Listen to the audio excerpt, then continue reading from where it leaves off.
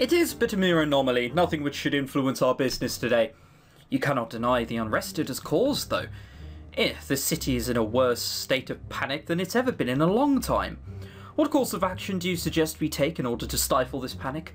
More guards patrolling the streets, we have to ensure law and order.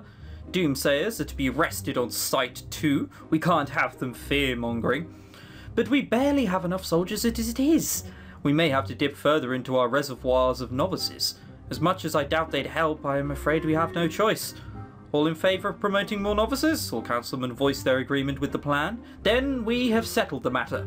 As a summary, promote more novices, arrest doomsayers, and put more soldiers on the streets. That's good, because if he hadn't said that, I'd be like, I've actually forgotten the pretense of this meeting. You know, the thing which happened 30 seconds ago. Even though his face is covered by his helmet, I can tell what my fellow guardsman is thinking. Leaning over, he whispers to me again. Welcome to week 2, it only gets worse from here. You'll go mad if you listen to them for too long. I can see you're learning not to listen to it, though. In fact, you nearly fell asleep there. I nearly collapsed from fasting? I'd better be more careful with it in the future. I know it's hard, but just stay awake for a bit longer. They usually conclude their business within an hour. An hour! And we treat it like it's the worst thing in the world. Can't come soon enough. I can't put up with this. We just need to put up with it. That's not what I said.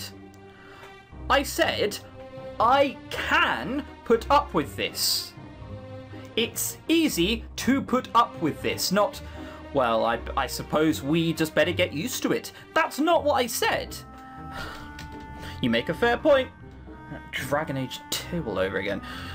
It's useless to complain. Moving on to another important matter now. Have we had any news from the scouting parties we sent into the mires? None. They're all definitely dead by now. Can you hear the music which is going on in the background?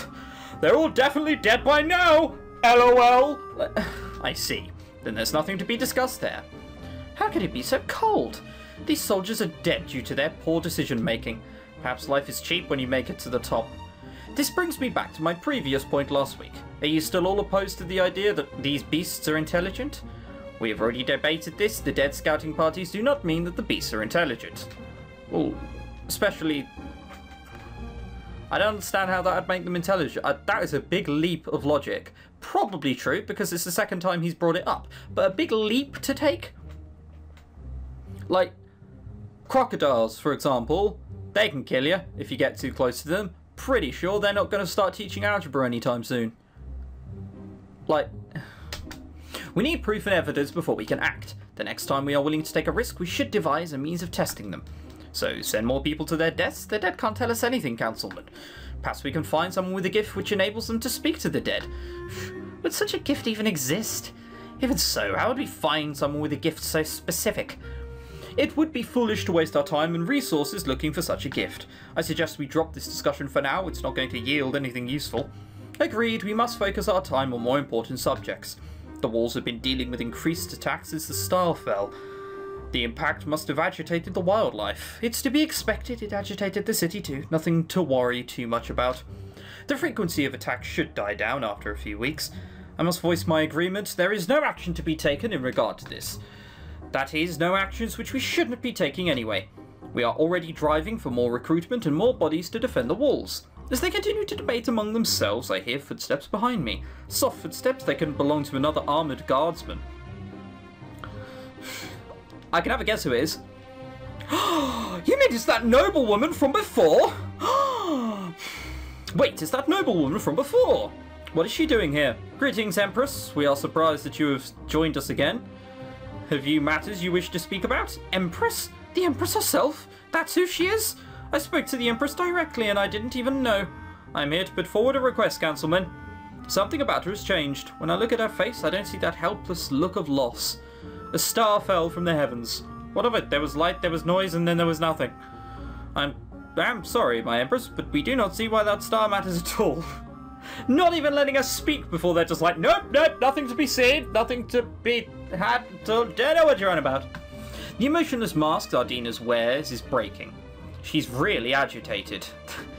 She's not really agitated, she's mildly annoyed. Like during intercourse, if someone reaches round the back with the finger, if you know what I mean, and they don't like it. See? That's what that look is. It's mildly agitated. It's don't do that again. We will continue with this though. Don't Google that if you're 11. I can't help but fidget as I watch her. The star! It's about the star, isn't it? What does the star mean to you, Ardina? Why won't you talk about it? That star does matter, Councilman. It could mean everything for us as a people.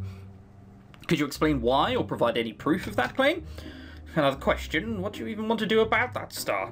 I request for a group of warriors to seek out where the star was landed. Deathly silence permeates through the chamber. All of the councilmen simply look at her. What you are requesting is absolutely foolish.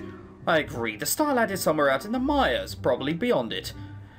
And you're asking us to send a group of our best in there to die? You haven't even explained what is so important about this. Not a single voice in the chamber offers any support for Ardina's request. I can tell she's trying to restrain her emotion, but it's starting to show.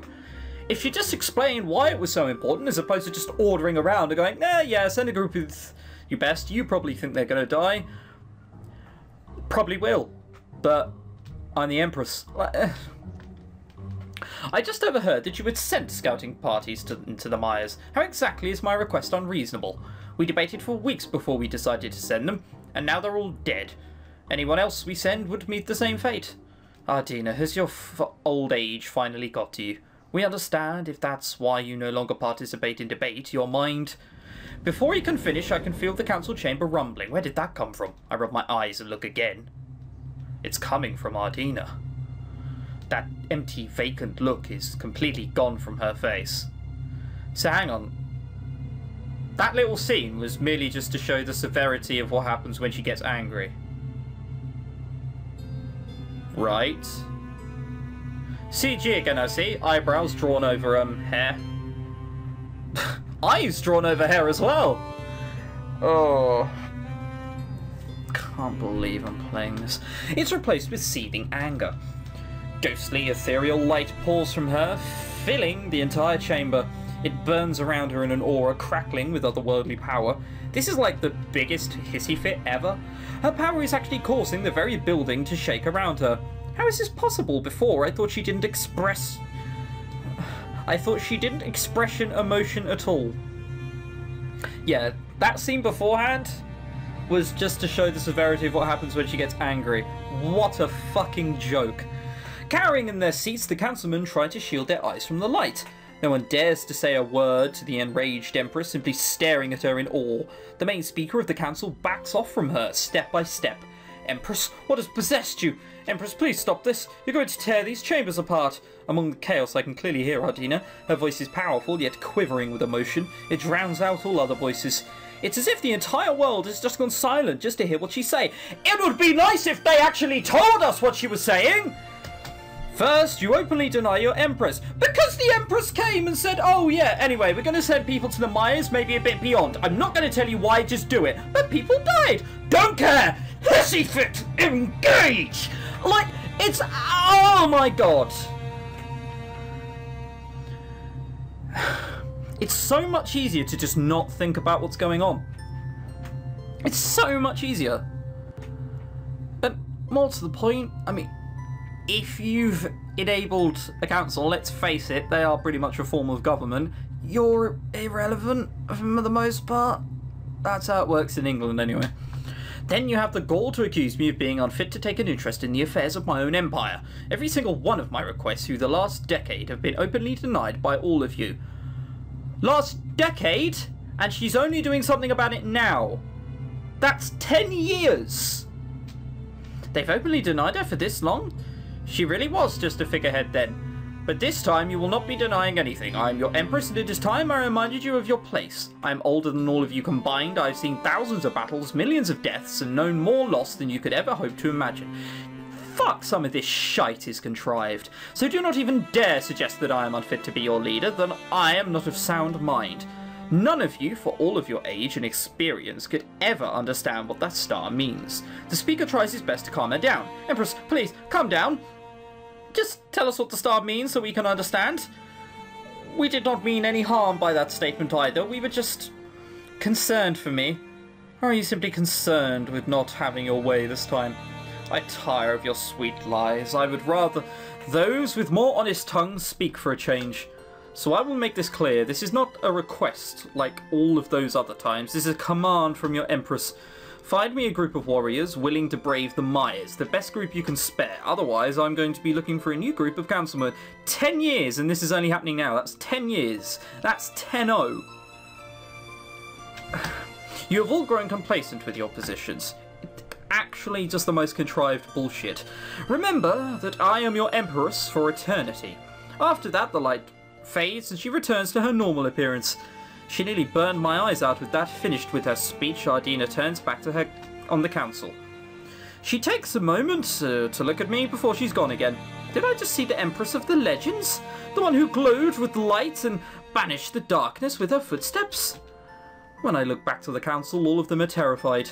Well, do we have any further items we need to discuss? How exactly do you think we should respond to the Empress's insistence? I think it would be best to hear her out this time. Although I am normally the voice of cynicism in this room. That is understandable. We all agree on the Empress's proposal. Is that right? All of them voicing their agreement. Do we have any other outstanding business we must deal with right now? No one says a thing. I think it would be best to adjourn this meeting for now then. Is everyone in favour? Every time I see a you, man. Once again, the decision is agreed upon with no opposition. You didn't see or hear of any of this, understood, guardsman? I can only vacantly nod my head. It's enough to make him go away. Dumbfounded, I just stand there for a moment, taking in what I had just witnessed. Yeah, that went... He just told you to... Whatever. My fellow guardsman must be in awe, too, because he's not moving either. Damn, I've never seen that happen before. I know! I'm not surprised you haven't, because that's the first time it's happened. Has the music just stopped? No, it's just on a poor loop. Okay, they didn't bother editing off the last 3 seconds of the file. Jesus. Damn, I've never seen that happen before. I guess that was your lucky day. The council chambers will never be this exciting again. Does this really count as lucky? She could have caused the chamber to collapse on us. Perhaps it would have been better to have that happen, though. No, it's an hour once a week. And he wants... Fuck me. When people talk about people being privileged, they mean this guy. Rather than listening to these politicians keep talking, I can't help but shake my head at him. Does he really hate being here that much? I've been here a long time, and that's the first time I've seen anything like this. Things are going to change very soon, and it's about time that happened. What's even better is that we're off duty now. I don't know about you, but I'm out of here. Sure enough, he's gone in an instant. I'm too busy taking in what I saw to really care enough. Right. Even though the council has adjourned their meeting for today, I still have guard duty. I'd better get patrolling the hallways then. It's another moonlit night by the time I'm off duty. The rest of my day was uneventful after what I saw in the council chambers. I'm tired, to say the least. Maybe the guard duty is supposed to be some kind of twisted endurance training. Kira does love her unusual training regimes. Relax for a moment. I suppose I could take a moment to relax. It's not like there's anyone watching me. An obvious setup line. I once again hear soft footsteps echoing through the halls. I already know who they belong to. The Empress seems to have stopped to look at me. I'm so sorry. I didn't know you, She responds with a gentle smile. It is fine. Do not concern yourself with who I am. I really don't think I can do that. I'm only speaking with a legendary figure. I wish to speak to you again. If my Empress commands it, I will. Then let us speak. She wanders over to one of the many windows in the hallway, leaning on its sill. The light of the moon illuminates her face, making her seem even more ghostly. She just looks dumb. She just looks dumb. Hang on a second! What? Okay. I have a question for you, Smiters. Stand to attention. First of all, she's going on our smiting list.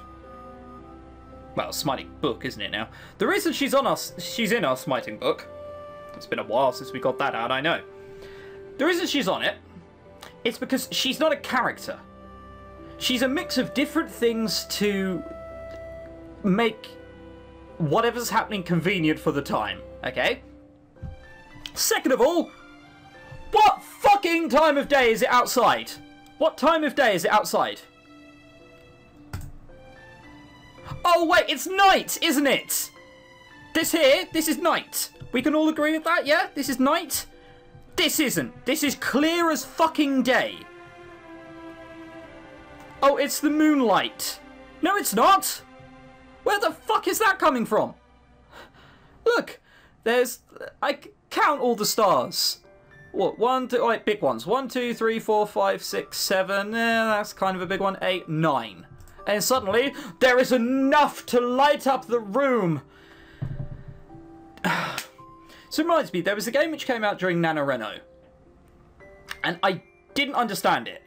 Because it was all set at night, and the only thing it used, and they apparently had an artist for it, was light day, but dark filters. I was like, why? It's only set at night. This is a CG, for fuck's sake. It's I'm so glad that I have Black Closet, the second playthrough, to do now. I'm so glad that this is sort of my reward. Jesus.